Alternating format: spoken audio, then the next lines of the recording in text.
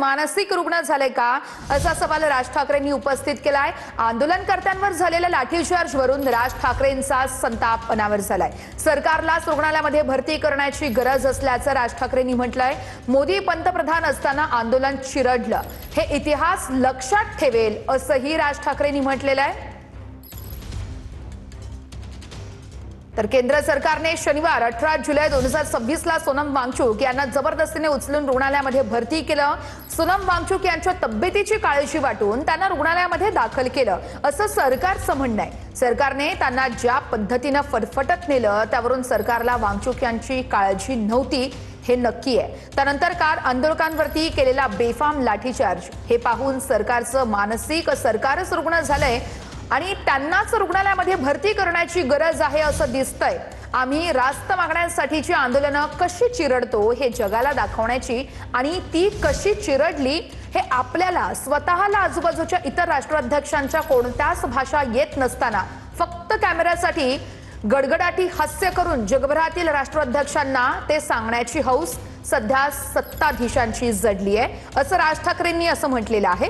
मुळात धर्मेंद्र प्रधान कोण लागून गेले की ज्यांचा राजीनामा घेणं हे सरकारला स्वतःचं अपयश वाटतंय। मणिपूर पेटलेलं असताना त्यावेळेच्या मुख्यमंत्र्यांना बिरेन सिंग यांना पण याच सरकारनं असंच अभय दिलं होतं। बरं, हे दोघे असतील किंवा त्यांच्यासारखे इतर असतील, त्यांच्याबद्दल वरच्या दोन सत्ताधीशांना शून्य प्रेम आहे। आम्ही काय करायचं हे कोणी सांगायचं नाही, मग ते विरोधी पक्षांनी पण नाही आणि जनतेने तर नाहीच नाही। कारण तुमच्या मतांवर आम्ही थोडी निवडून येतो, आम्ही निवडून येतो ते सगळ्या यंत्रणा, मतदार याद्यांमधील गोंधळ आणि अर्थातच ईव्हीएमच्या जोरावर। मग विद्यार्थ्यांना कोण विचारतं?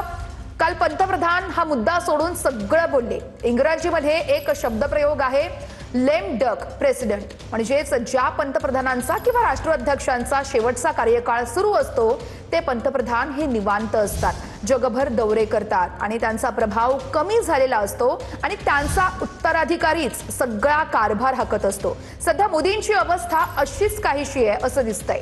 मोदींच्या मनात या सगळ्याबद्दल समजा कृती करण्याची इच्छा जरी असली तरी उत्तराधिकारी होण्याच्या स्पर्धेत असलेली शक्ती त्यांना दुर्लक्ष करायला भाग पाडावी असेल। अर्थात मोदी पंतप्रधान असताना विद्यार्थ्यांचं आंदोलन निर्दयीपणे चिरडलं गेलं हे इतिहास लक्षात ठेवेलच।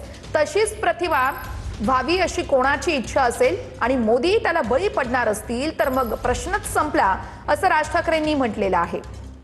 माजी पंतप्रधान नरेंद्र मोदींना विनंती आहे ती परीक्षा पे चर्चा इत्यादी करताना मग आता विद्यार्थ्यांशी देखील चर्चा करा, त्यांच्या मागण्या रास्त आहेत।